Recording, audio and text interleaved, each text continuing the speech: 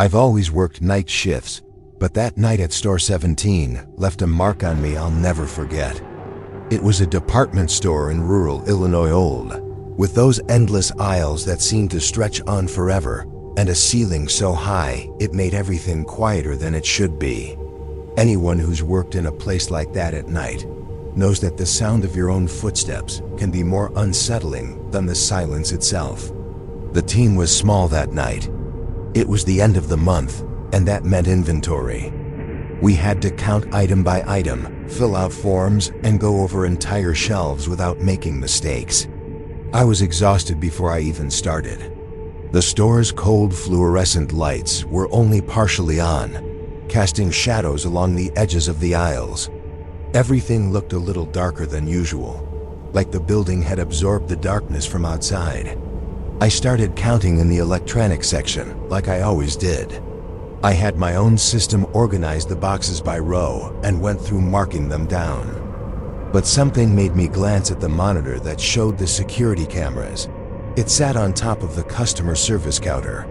I saw a figure quickly passing through one of the aisles in the home goods section. It struck me as odd because all my coworkers were nearby, clearly visible and focused. The figure was in uniform, but I couldn't see the face. What really got to me was the feeling it gave me. Like someone was walking around unnoticed, like they didn't belong to the team. I brushed it off, trying to stay focused on the task. But as soon as I turned my back to the monitor, I felt that chill run up my spine. Something shapeless, nameless, just a strange certainty that we weren't alone in that store. The night had only just begun, and I already knew something was deeply wrong in there. As the hours passed, the tension kept building in a way I couldn't quite explain. It was barely halfway through the night, but it already felt like we'd been there for days. The team kept working like everything was normal, but something in the air had changed. It wasn't just fatigue. It was the kind of weight you feel on your back, even when you're alone. At one point, while I was organizing a batch of cleaning products, I heard the sound of quick footsteps rushing through the next aisle. They weren't heavy steps, nothing like someone coming straight at you. They were light, fast, and spaced out. Like whoever it was wanted to go unnoticed. I moved to the edge of the aisle and peeked around carefully. No one there. That figure I'd seen on the cameras earlier wouldn't leave my mind. The way it walked, the uniform with the ID badge flipped backward. It was the kind of thing that seemed insignificant at first, but kept gnawing at your thoughts, like there was something just too off to ignore. After a while, I headed to the security room to grab some water and rest my legs a bit. On the monitor, a new image caught my attention. The camera in the tools section showed a worker clearly standing at the end of the aisle, staring intently at one of the shelves. Again, I couldn't make out the face. The person looked frozen, completely still. I went back there on impulse, like maybe I could shake off the doubt in my mind.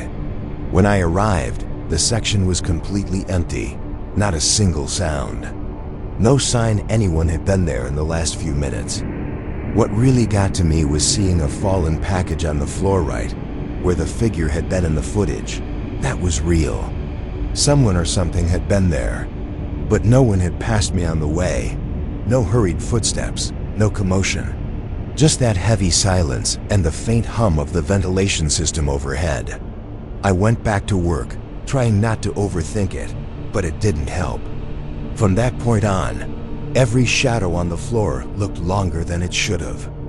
Every reflection on the surface of the appliances made my heart skip a beat, and that's when I realized we'd been counting the store staff as if there were 4 of us. But for a while now, I'd been seeing 5 shadows moving through the aisles. I tried convincing myself it was just exhaustion.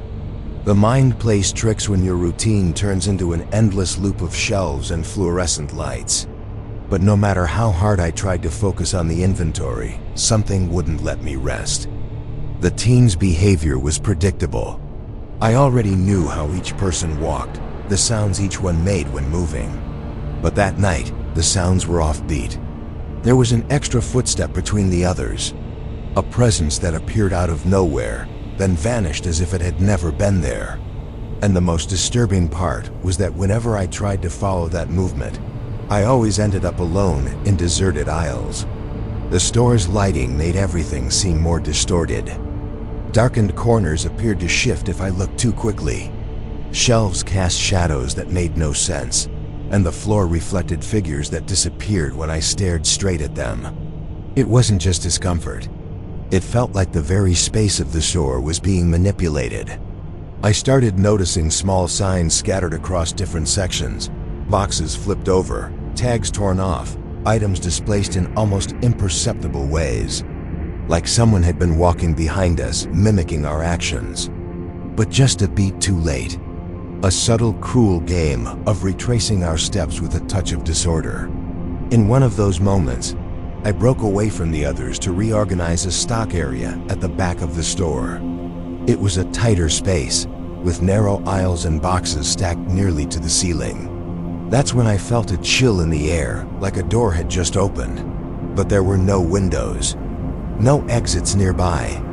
As I walked between the rows, I saw a shadow standing at the end of the aisle, motionless, facing away. It was there for less than 2 seconds, and vanished the moment I blinked. I returned to the main area with a tightness in my chest. One of the co-workers was visibly shaken, pacing back and forth, looking around.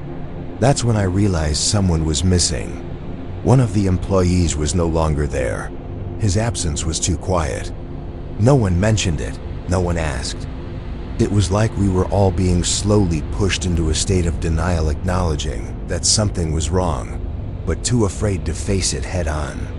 The entire store started to feel like a maze. The aisles, once familiar, seemed to stretch further. It felt like we were trapped in a space that adapted to our reactions. Like a living trap, it was no longer just a suspicion. Someone or something was playing with us. And with each passing second, the line between what was real and what was illusion blurred even more. Store 17 was changing. And whoever that fifth person was among us, they weren't there to work.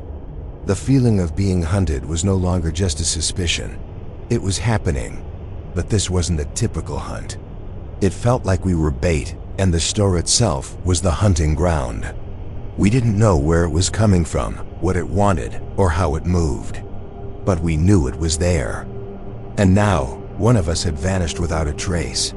I tried reaching out to the rest of the team, but there was no response.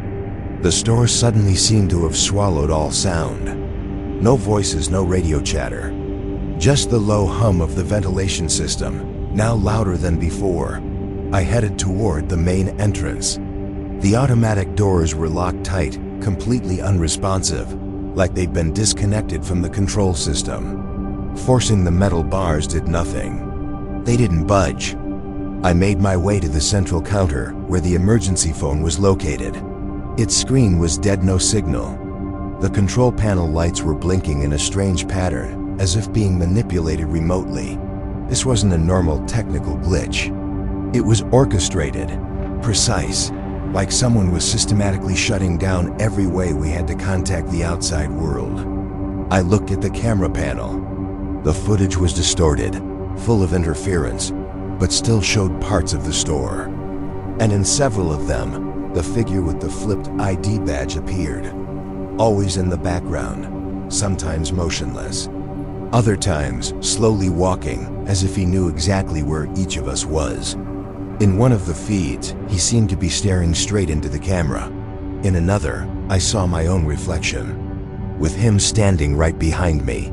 I turned instinctively. The aisle was empty, but the warmth drained from my body right then and there. The store was alive, and it was watching me. I tried using the store's PA system, hoping to call out to someone, or at least break that sickening silence. But all I got was a distorted, static-laced voice echoing through the speakers in irregular bursts. I couldn't make out what it was saying, but it wasn't automated. It was reacting to me, aware, as if it liked it. The lights began flashing in alternating sections, as if they were guiding a path. A kind of maze reconfiguring in real time. Every aisle I crossed, the previous ones would shift their layout. Shelves appeared where there were once open spaces. Some doors that used to lead to stockrooms were now locked. Others opened into rooms I had never seen before. It was like walking inside an architectural nightmare. Store 17 was no longer the store I knew. The space was rewriting itself around whoever walked through it. I tried to stay in control, forced myself to recall the exit routes, the safety maps, any reference point that could get me out of there. But it was useless. It felt like every escape attempt was answered with another shift. The store was playing with me. In a moment of desperation, I ran toward the stockroom, hoping to find a side exit or at least something to break the feeling of being trapped. But the moment I stepped inside, the door slammed shut behind me with a metallic crash. Darkness swallowed me whole. It took me a few precious seconds to turn on my phone flashlight. The beam revealed only narrow paths of stacked boxes. Absolute silence, and in the distance, a subtle sound. The creaking of wood. Someone was there, or had been waiting for me all along. The sound at the back of the stockroom wasn't constant. It was like someone was slowly dragging something heavy across the floor, but would stop every time I got closer. I switched on the flashlight and moved through the stacks of boxes, feeling the slightly damp floor beneath the soles of my sneakers. The air down there was colder, and the smell of mildew was far too strong for an area supposedly still in use. Something about that part of the store hadn't been touched in a long time. I followed the sound to the end of the storage aisle and found a metal door left slightly ajar with a small rusted plaque nearly illegible. I pushed it open slowly.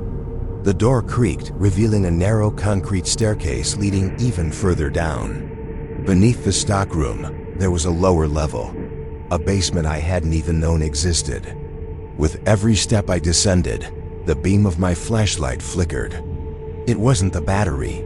It felt like the darkness itself was absorbing the light, thickening the deeper I went.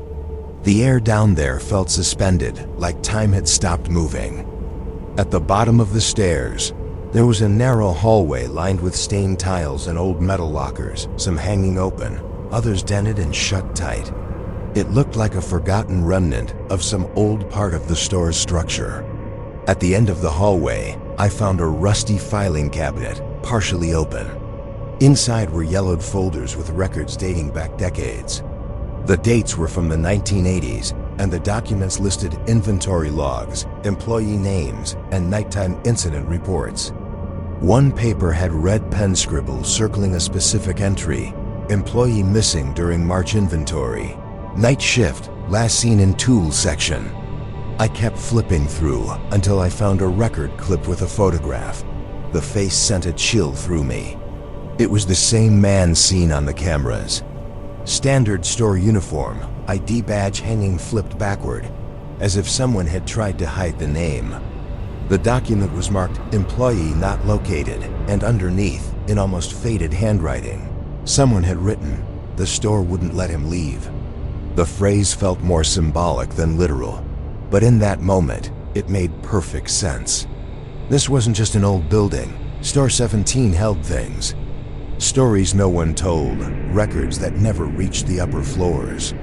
It was as if part of the structure had fed off that presence, keeping it there, alive in a way no one could explain. I left that room with my body trembling. I knew now that we weren't just being hunted.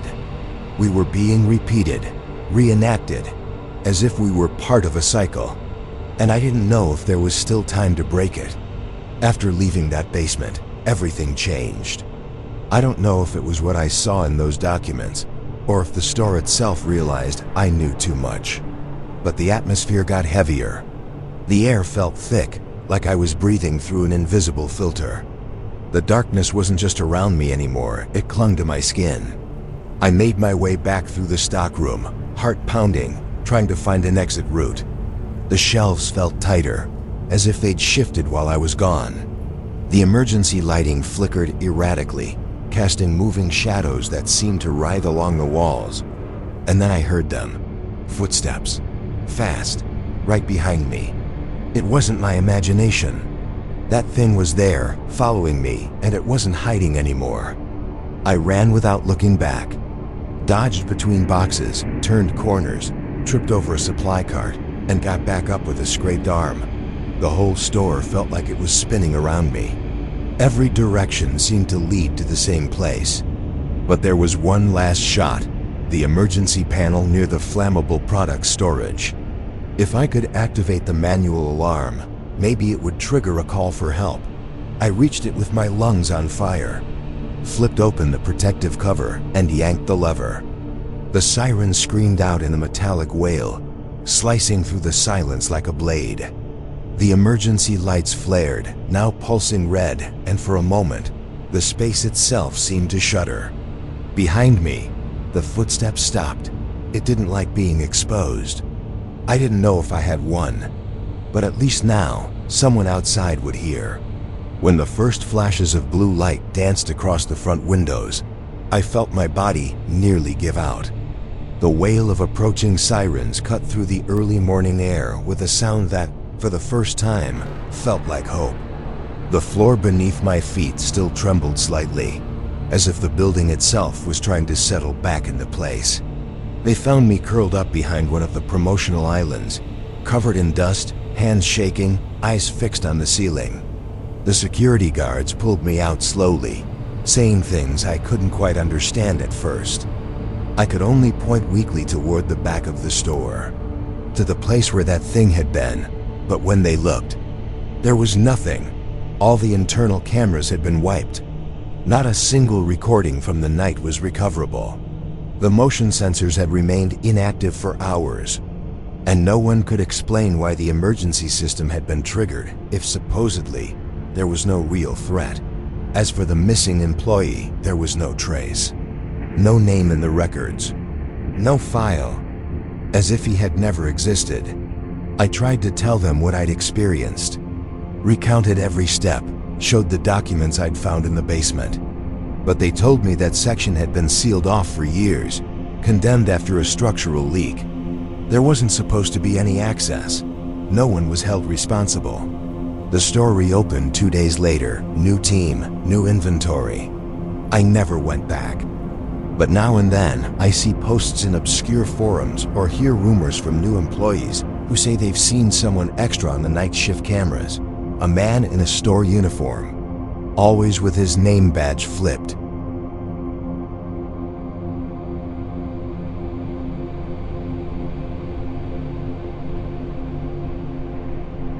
I wasn't supposed to be on that shift.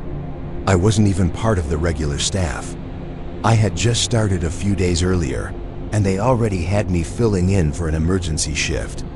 One of the coordinators called saying they needed someone reliable just for one night. Nothing hard. A light, quick cleaning job, no rush. The daycare center was in a quiet neighborhood on the outskirts of the city, surrounded by still residential streets and barely any streetlights. It was an old building, but well kept, with toys in the yard and windows painted with colorful handprints. You could have mistaken it for any other daycare, except for one detail. It had been closed for over a year. They said it was scheduled for an inspection the next morning, and someone needed to make it at least somewhat presentable. Just sweeping, wiping the windows, tidying up the toys left behind. They gave me the keys, a temporary badge, and a short task list. On the back of the paper, there was a scribbled note in blue ink. It read, "If you hear children playing, ignore it. Happens sometimes. Good luck." I figured it was some kind of inside joke. Bored staff pulling pranks on each other. I ignored it. The key creaked as I turned it in the lock. The front door opened easily, despite the place supposedly being shut tight for so long. Inside, everything looked just like the old photos. Tiny tables, colorful walls, baskets full of stuffed animals. The only thing out of place was the smell, not mildew. Something sweeter, slightly sickening. Like cheap perfume mixed with old dust. I turned on the main lights and set my things on the reception desk. It was going to be a long night, but I planned to finish fast. Only, when I turned to grab the broom, something made me freeze. The paper mobiles hanging from the ceiling were swaying gently, and not a single window was open. The first hour dragged by slowly. I started with the main hallways, sweeping up dry leaves that had gathered near the exit doors. Everything was utterly silent, aside from the occasional creaks of the buildings settling into the chill of the night. The colorful walls and children's drawings, charming by daylight, took on a different tone at night. The eyes of the cartoon characters seemed to follow me as I walked. Passing by the reading room, I noticed something odd. One of the children's books was lying on the floor, pages spread open like it had just been left there by a kid. I picked it up, slid it back onto the shelf, and kept cleaning. But as soon as I turned my back, I heard a soft thud. Glancing over my shoulder, I saw the same book on the floor again. I blamed it on a tilted shelf, maybe poorly balanced. I grabbed the book again, shoved it deep into the shelf this time, and moved on, doing my best to ignore the chill crawling up the back of my neck. But it was in the toy room that the real unease began. As I swept, I heard the distinct sound of wheels rolling across the vinyl floor. I looked around. Nothing. I kept going. A few minutes later, the same sound again, louder this time. I set the broom down and walked to the door, expecting to find some toy rolling around from an uneven floor. In the center of the room stood a red tricycle, still, pointed directly at the doorway. I remembered it hadn't been there before. I'd passed through the room earlier in the night. Everything had been neatly stacked in the corners. The tricycle had been among the other toys, leaned against the wall. I stepped closer, trying to be rational. Maybe it had slipped, though the floor was flat. Maybe I was overthinking things. That's when I heard it. A child's laugh, soft, muffled, coming from the far end of the hallway. Quick, quiet, but unmistakable. I turned instinctively, but saw no one. Just the dark corridor, the motion sensor lights flickering faintly, as if unsure whether to switch on or stay off. I went back into the toy room. Total silence. The tricycle was still there, but it looked closer to the door than before. I grabbed my things, went to the reception desk, and turned up the building's main lights. Cleaning could wait. From that point on, the problem was something else entirely. I returned to the hallway more cautiously this time. The daycare felt larger than before, like the corridors had stretched somehow. The lighting, even turned up to full, didn't seem to matter. The shadows in the corners remained untouched. It was a thick, unmoving darkness. The blue room was the largest in the daycare. It must have been used for group activities with many kids at once. Low shelves lined the walls, filled with toys, round tables, and cushions scattered across the floor. The carpet was worn down, printed with faded animal shapes, long since dulled by time. As soon as I stepped inside, a chill ran down my spine. There, in the far left corner of the room, slumped against the wall, was a large fabric doll with exaggerated features. It resembled those old clowns used as decorations at 1980s birthday parties. The fabric was dirty, frayed at the edges, and the painted face was beginning to fade. Its eyes were pointed straight at me. I didn't remember seeing that doll earlier. I'd walked through the room at the start of my shift. There was nothing in that corner. Still, I went on with the cleaning. It was the only way to keep my sanity. Pretend everything was normal. But each time I looked away and then looked back, the doll seemed to be in a slightly different position. One arm that had hung limp at its side now rested closer to its body. The head, which had been straight, now leaned a little. I ignored it, kept going, until something even stranger happened. The hallway monitor lit up. One of the old ones, used to view the daycare's internal cameras, though the coordinator had told me none of them were active anymore. The screen flickered for a few seconds before settling on an image. It showed me, in the blue room, cleaning, wearing the exact clothes I had on that night, holding the same broom. But there was one impossible detail. I hadn't entered the room with the broom yet. The footage was showing exactly what would happen minutes later. as if it were recording from the future or from some parallel timeline that didn't make sense. I left the room immediately. The doll was now sitting on one of the small children's chairs, in the center of the room. I didn't go back for hours. I locked myself in the kitchen, turned on every light, and tried to stay busy, but nothing helped. The daycare had become a place that no longer obeyed the usual rules of time or space. The rooms were shifting. Sounds came from the wrong places. The footage showed what hadn't yet occurred. And I already knew before dawn something was waiting for me in the blue room. After what I saw on the monitor, I started avoiding the main hallways. I stuck to the rooms, cutting through them via the internal doors, even if it felt like I was walking in circles. Everything seemed darker than it should have been. The lights were on, but they didn't really illuminate anything. It was like the light existed, but didn't touch the air. That's when I stepped into the old toddler classroom and froze. At the back of the room, above the small, colorful tables, was a green chalkboard still dusted with chalk remnants. I remembered it being clean earlier, but now it was covered in freshly written words in childlike handwriting. It was an attendance list, names, one beneath the other. Children's names, apparently. There were 12 names on the list. 10 of them had been forcefully erased. One was still partially visible, and the last one, written perfectly in fresh white chalk. My name, Melissa, there, at the end of the list. As if I were a student, as if I'd always been one of them.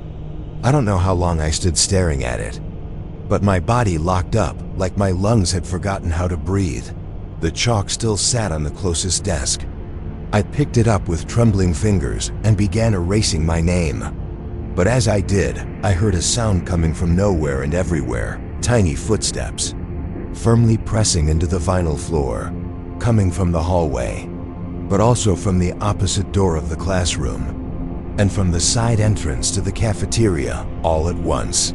As if little feet were closing in on me, slow, deliberate, coordinated. I dropped the chalk and turned. No one was there.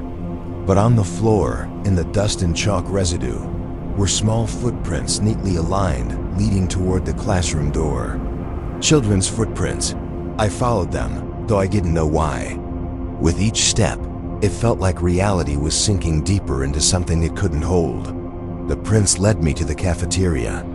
The room was dark, but the chairs had been neatly stacked in the center, arranged with strange precision. And right in front of them were all the daycare's toys, lined up in rows. Dolls, teddy bears, plastic trucks, torn-up books, all facing the door, facing me, like they were waiting. Suddenly, the mobiles on the ceiling began to spin, all at once. The soft clinking of plastic and string merged with the sound of footsteps. Not just one set, but many, running between the cafeteria tables. I couldn't see anyone, but I could hear them, feel them. They were surrounding me. I bolted. The daycare was closing in around me. Rooms no longer led to the right places. A hallway that used to lead to the entrance now ended in a wall. Closed doors looped back into the same rooms. It was like I'd stepped into a toy set one built wrong, and assembled by something that didn't want me to leave. The only thing that repeated was that classroom, the one with the green chalkboard. Every time I opened a door, it was there, waiting. And on the board, my name was still there, each time written deeper into the slate. Amid the chaos of corridors folding in on themselves, I came across a room that caught my attention for a different reason. The door had a number marked in red ink, hastily scribbled, as if someone wanted it forgotten. Room 6. It wasn't on the daycare map. Not on the floor plan I'd received with the cleaning checklist. But there it was, door slightly ajar, as if it had never really been shut. I pushed it open carefully. The room was smaller than the others, dimly lit. The floor was covered in a faded blue rug, and there was only a single child-sized chair in the corner, facing the wall. The windows were sealed with black contact paper, blocking out any outside light. The air inside was colder, like it hadn't circulated in years. I started looking for clues. In a cabinet, I found a forgotten folder filled with handwritten notes, internal records made by former staff.